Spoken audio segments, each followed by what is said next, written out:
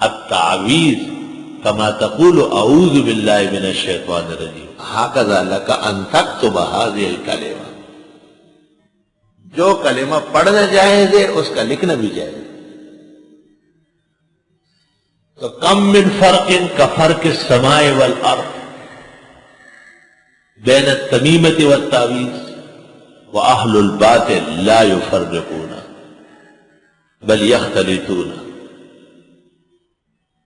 خلط ملط کرنا یہ اہل حق کی نشانی نہیں ہے۔ یہ ایک علیحدہ بات ہے کہ تعویذ لکھنا ضروری نہیں ہے، صرف اباحت، اور تعویذ پہننا گو جائز ہے مگر اہل توحید نہ پہن۔ خیوط دھاگے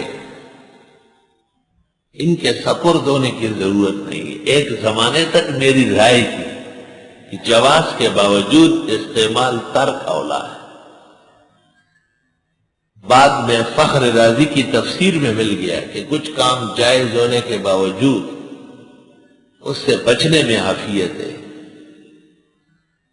جیسے یہ بزرگان دین کے وظائف اورات بڑے مجربات ہیں، لیکن اگر کوئی شخص کتاب و سنت کے دعا اور ذکر پر اکتفا کر لے تو ان سب سے بچ جائے اور وہ تمام برکات بکمال حاصل ہو۔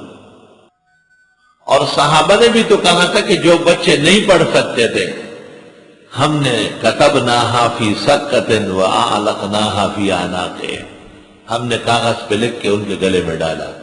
لیکن جو آدمی پڑھ سکتا ہے، لمبا چھوڑا آدمی ہے 6 فٹ کا، اس کو بھی آپ تعویذ جو دیتے ہیں، اس کو بہتر یہ ہے کہ آپ کلمات بتا دیں کہ یہ پڑھا کرے صبح و شام۔